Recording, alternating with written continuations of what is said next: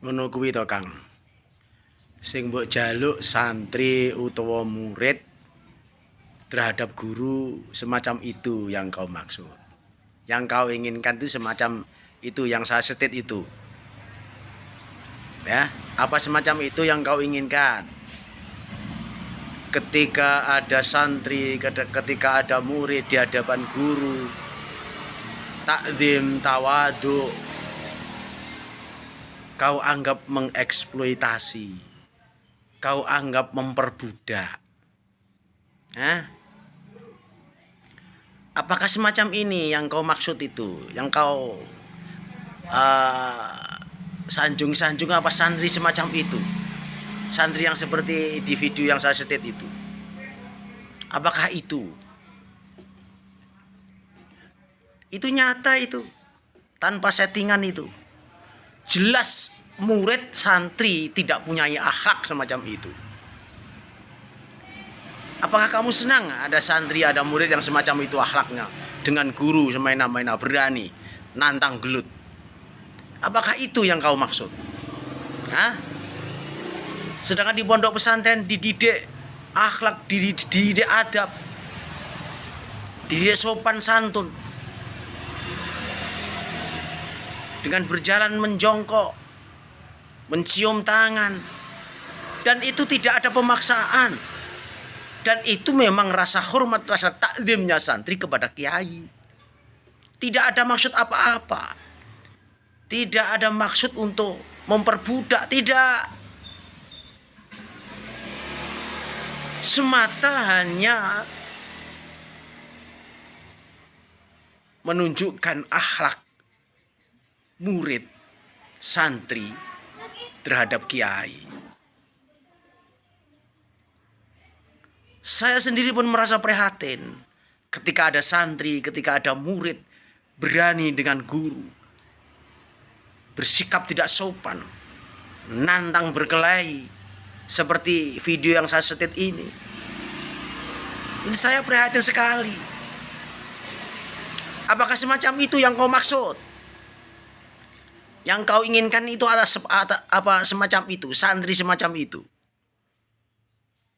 Dasar bangsat loh pemikirannya. Yang jelas berjalan jongkok, mencium tangan santri kepada kiai, itu tidak ada unsur pemaksaan. Memang rasa takzim murid kepada kiai harus begitu. Harus begitu. Jangan sewot ketika ada santri mencium tangan Gus, mencium tangan kiai dibolak-balik. Jangan sewot. Ada urusan apa sampean kok sewot? Harus begitu, dengan guru itu harus begitu, dengan kiai itu harus begitu. Yang jelas tidak ada unsur pemaksaan, yang jelas tidak ada unsur perbudakan, yang jelas tidak ada unsur eksploitasi. Kehidupan di pondok itu sederhana, bro, sederhana sekali, bro. Diciptakan semuanya adalah murah, tidak mahal. Betul-betul tidak akan keberatan ketika ada orang miskin di pondok pesantren. Justru malah tertolong karena tidak memberatkan. Sangat murah. Tetapi pelajarannya handal, bisa dipertanggungjawabkan. Begitu. Akhlak juga bisa dipertanggungjawabkan. Yang menjadi pertanyaan saya, ada apa sampean-sampean itu kok sewot gitu loh. Ada apa? Ada apa sampean-sampean itu kok sewot ketika ada santri ngecor, santri roan? Itu ada apa sampean sewot? Di Indonesia khususnya ning tanah Jawa Kang ya. bangun masjid yoroan, bangun langgar yoroan. Ketika desa membangun jembatan yoroan, pondok pesantren bangun godaan roan. Itu sudah terbiasa dan tidak mengganggu pelajaran. Lah sing roan dhewe iku Kang, sing roan barang iku wonge wis gede-gede, bukan anak kecil. Orang sudah aliyah-aliyah.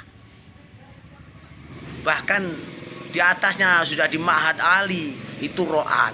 Dan tidak mengganggu pelajaran. Ketika pelajaran sekolah itu masuk malam, siang dia itu ro'an. Justru senang. Bisa bercengkrama dengan teman banyak. Makan gratis karena dikasih oleh pondok. Los, makan sepuasnya. Kopi sepuasnya, rokok sepuasnya. Santri tidak mengeluarkan uang, justru malah senang. Yang jelas tidak mengganggu pelajaran. Tidak mengganggu pelajaran. Itu sudah biasa hal semacam itu. Di tempat saya, nenek saya itu bangun masjid besar. Itu masjidnya di sebelah barat itu.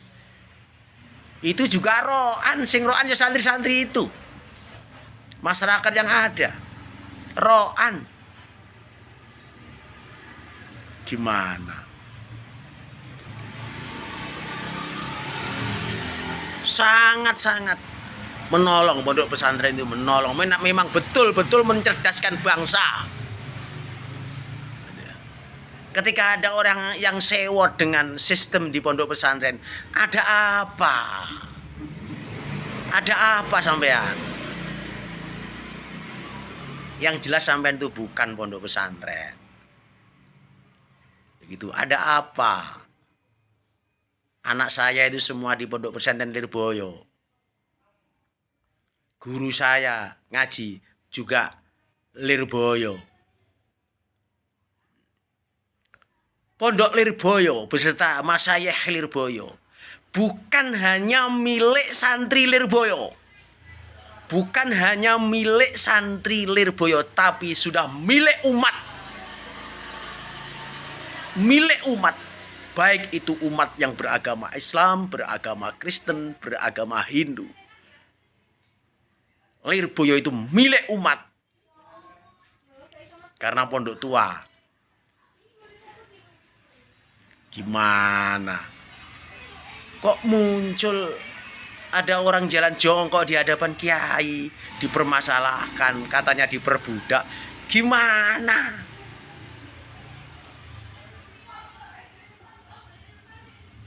Katanya eksploitasi,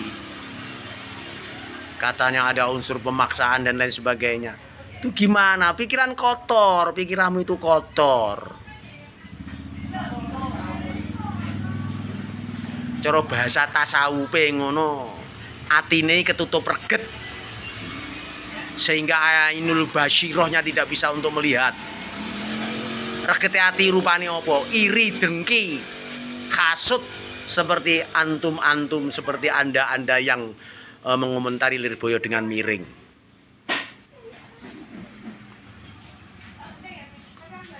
Kalau ingin tahu persis Lirboyo, masuk ke Lirboyo. Jangan hanya komentar di luar. Kalau komentar di luar nanti dimaknani oleh ulang banyak, bangsat itu namanya. Bangsat. Kalau ingin tahu Lirboyo, masuk ke Lirboyo. Gitu. Oke, santri beling Kediri. Ya, PWILS. Santri beling Rumai Lore Lirboyo. Tidak akun abal-abal ini, asli. Iki rupane wong Lirboyo. Oke? Assalamualaikum warahmatullahi wabarakatuh.